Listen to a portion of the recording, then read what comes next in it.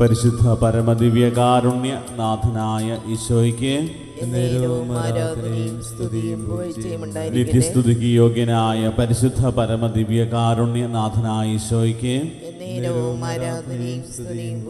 സ്നേഹമായ കാരുണ്യമായി നമ്മുടെ കൂടെ ആയിരിക്കുന്ന പരിശുദ്ധ പരമദിവ്യകാരുണ്യ നാഥനായ ഈശോയ്ക്ക്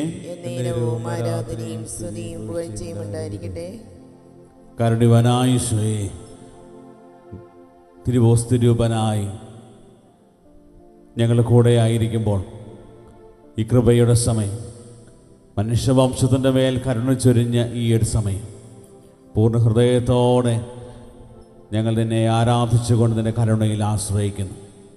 ഈശോയെ, ലോകമെമ്പാടുമുള്ള ഈ ഒരു മണിക്കൂറിൽ പ്രാർത്ഥിക്കുന്ന എല്ലാ വിശ്വാസികളോടും ചേർന്ന് കർത്താവിൻ്റെ കരുണ ഏറ്റവും കൂടുതൽ ആവശ്യമുള്ള എല്ലാ മക്കളെയും നിന്റെ കരുണയിലേക്ക് സമർപ്പിച്ചുകൊണ്ട് ഈ നിമിഷം ഞങ്ങൾ പ്രാർത്ഥിക്കുന്നു.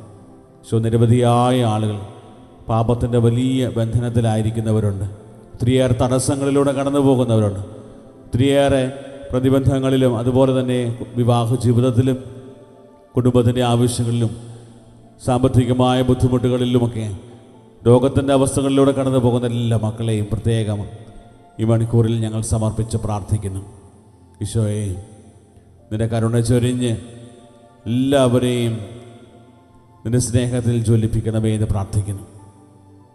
ഈ ഒരു മണിക്കൂറിൻ്റെ എല്ലാ അനുഗ്രഹങ്ങളും കർത്താവേ അങ്ങ് വാഗ്ദാനം ചെയ്തതുപോലെ ഈ മണിക്കൂറിൽ പ്രാർത്ഥിക്കുന്ന അവരുടെ എല്ലാ നിയോഗങ്ങളും സാധിച്ചു കൊടുക്കുമെന്ന് അങ്ങ് വാഗ്ദാനം ചെയ്തതാണ്.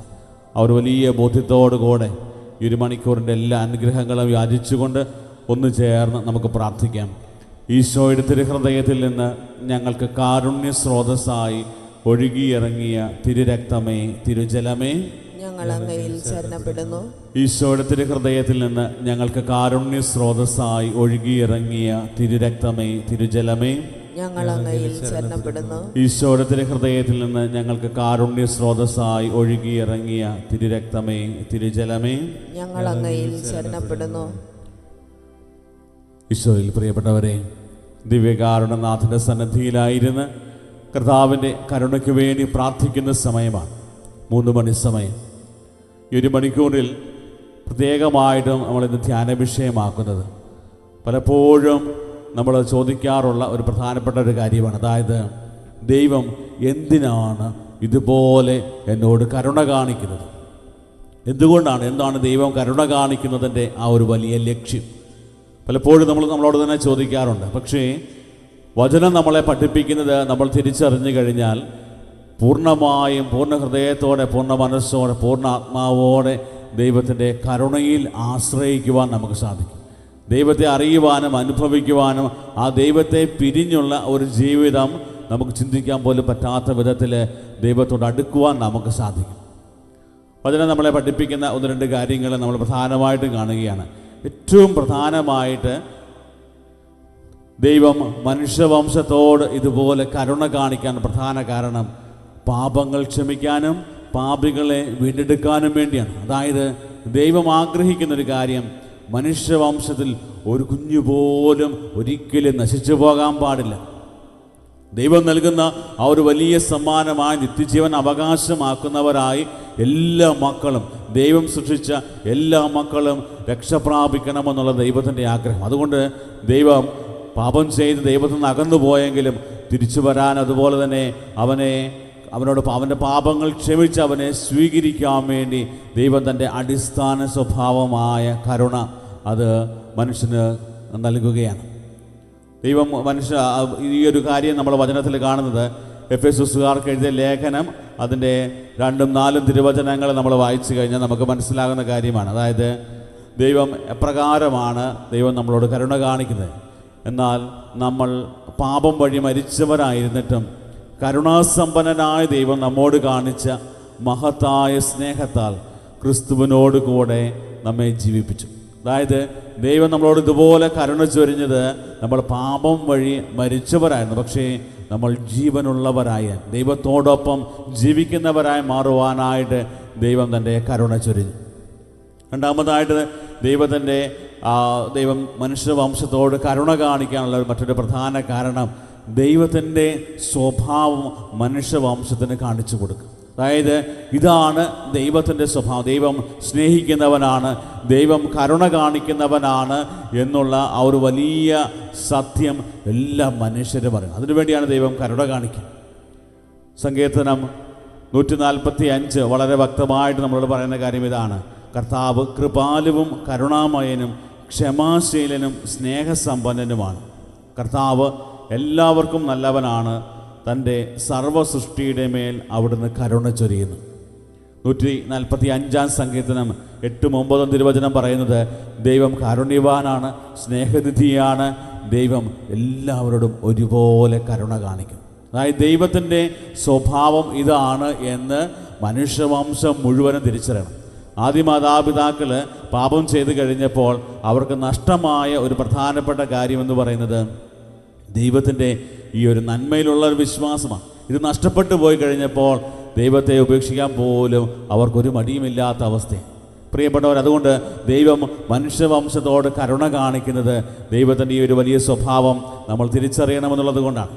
വീണ്ടും മൂന്നാമതായിട്ട് ദൈവം മനുഷ്യവംശത്തോട് കരുണ കാണിക്കാനുള്ള പ്രധാനപ്പെട്ട ഒരു കാര്യമെന്ന് പറയുന്നത് നമ്മളെല്ലാവരും അനുതാപത്തിലേക്ക് തിരിച്ചു വന്നു. അനുതാപത്തിലേക്ക് തിരിച്ചു വന്ന് മാനസാന്തരപ്പെട്ട് ദൈവം ആഗ്രഹിക്കുന്ന വഴിയിലൂടെ നമ്മൾ ചരിക്കണം. ഏറ്റവും വലിയൊരു പാപമെന്ന് പറയുന്നത് ഇതുപോലെ നമ്മെ സ്നേഹിച്ച് നമ്മെ പരിപാലിച്ച് നമ്മളോട് കരുണ കാണിക്കുന്ന ഒരു ദൈവത്തെ നമ്മൾ തിരിച്ചറിയാതെ പോകുന്നു. അതുകൊണ്ട് നമ്മളോട് അനുതാപത്തിലേക്ക് നമ്മളെ നയിക്കുവാനായിട്ടാണ് ദൈവം വീണ്ടും നമ്മൾ കരുണ കാണിക്കും.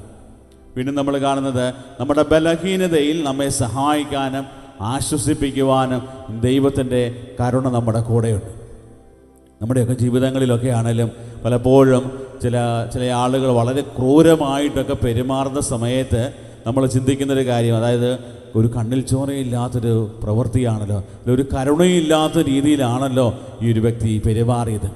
പക്ഷേ അത് നമുക്കറിയാം, ഒരു മനുഷ്യ ജീവിതത്തിൽ ഇതുപോലെ നമ്മൾ ആഗ്രഹിക്കുന്നുണ്ടെങ്കിൽ ദൈവം ആഗ്രഹിക്കുന്നൊരു കാര്യം ഇതാണ്. അതായത് നമ്മുടെ ബലഹീനതയിൽ നമ്മൾ പാപം മൂലം ദൈവത്തിൽ നിന്ന് അകന്നു പോകുമ്പോൾ, അനുതപിച്ച് വരുമ്പോൾ നമ്മളെ ആശ്വസിപ്പിക്കുവാനും നമ്മുടെ കഷ്ടതയിലും വേദനയിലും നമ്മളെ നിരാശയിലേക്ക് തള്ളിവിടുന്നവനല്ല, ആശ്വസിപ്പിക്കുന്നവനാണ് ദൈവം എന്നുള്ള വലിയ ബോധ്യം നൽകുവാനായിട്ട് ദൈവം മനുഷ്യവംശത്തോടെ കരുണ കാണിക്കുകയാണ്.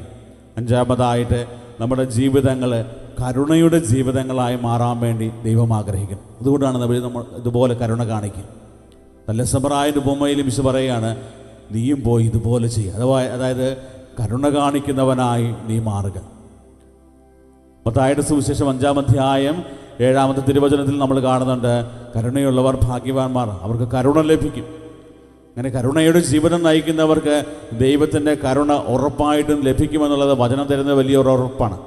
വീണ്ടും ലൂക്കായുടെ സുവിശേഷം 6-ാം അധ്യായം 36-ാം തിരുവചനത്തിൽ നമ്മൾ കാണുന്നത്, നിങ്ങൾ സ്വർഗസ്ഥനായ പിതാവ് കരുണയുള്ളവനായിരിക്കുന്നത് പോലെ നിങ്ങൾ കരുണയുള്ളവനായിരിക്കും.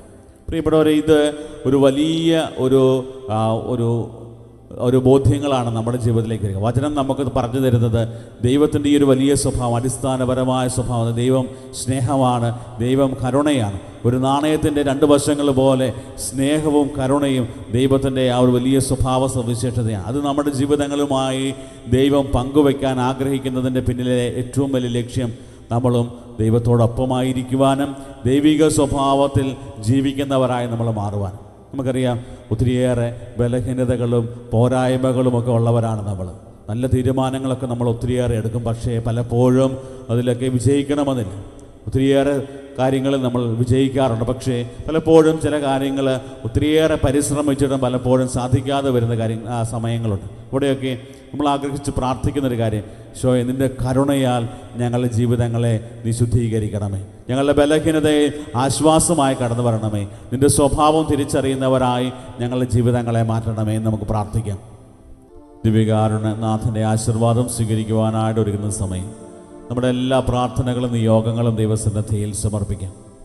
പ്രാർത്ഥനാ സഹായം ആവശ്യപ്പെട്ടവരെയും പ്രാർത്ഥന ഏറ്റവും കൂടുതൽ ആവശ്യമുള്ളവരെയും, പ്രത്യേകിച്ച് നമ്മുടെ കുടുംബങ്ങളെയും ഒത്തിരിയേറെ പ്രതിസന്ധികളുടെയും തടസ്സങ്ങളിലൂടെയും രോഗത്തിൻ്റെ അവസ്ഥകളിലൂടെയൊക്കെ കടന്നു പോകുന്ന എല്ലാ മക്കളെയും പ്രത്യേകം സമർപ്പിച്ച് പ്രാർത്ഥിക്കാം. സാമ്പത്തികമായ ഒത്തിരിയേറെ ക്ലേശങ്ങൾ അനുഭവിക്കുന്നവർ വരുമാന മാർഗങ്ങൾ അനുഗ്രഹിക്കപ്പെടുവാനും സാമ്പത്തിക അഭിവൃദ്ധി ലഭിക്കുന്നതിന് വേണ്ടിയൊക്കെ പ്രത്യേകം പ്രാർത്ഥിക്കാം. ഈശോയെ, വിവാഹ ജീവിതത്തിലും കുടുംബജീവിതത്തിലും ഒത്തിരിയേറെ പ്രതിസന്ധികളിലൂടെ കടന്നു പോകുന്ന എല്ലാ മക്കളെയും പ്രത്യേകം സമർപ്പിച്ച് പ്രാർത്ഥിക്കുന്നു. എല്ലാറ്റും അവരെയായ പരിശുദ്ധാത്മാവിൻ്റെ വലിയ നിറവും കർത്താവിൻ്റെ കരുണയും അവരുടെ ജീവിതത്തിൽ ലഭിക്കുവാനായിട്ട് ആഗ്രഹിച്ച് പ്രാർത്ഥിക്കുന്നു. ദിവ്യകാരുണനാഥൻ്റെ സന്നിധിയിൽ നമ്മുടെ എല്ലാ നിയോഗങ്ങളും പ്രാർത്ഥനകളും സമർപ്പിച്ച് താഴ്ന്ന സ്വരത്തിൽ ദൈവത്തെ സ്തുതിച്ച് കർത്താവെ ഞാനെങ്കിൽ ശരണപ്പെടുന്നു എന്നുള്ള പ്രാർത്ഥനയോടെ കർത്താവിൻ്റെ ആശീർവാദം നമുക്കിപ്പോൾ സ്വീകരിക്കാം.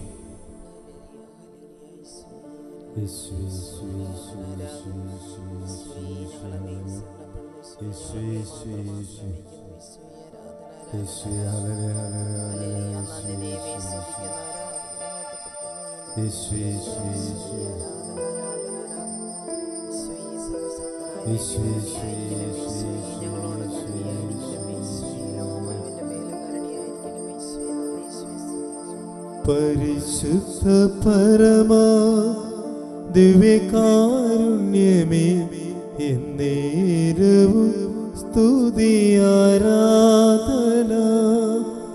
പരിശുദ്ധ പരമാ ദിവ്യകാരുണ്യമേ എന്നേരവും സ്തുതി ആരാധന. പരിശുദ്ധ പരമാ ദിവ്യകാരുണ്യമേ എന്നേരവും സ്തുതി ആരാധന.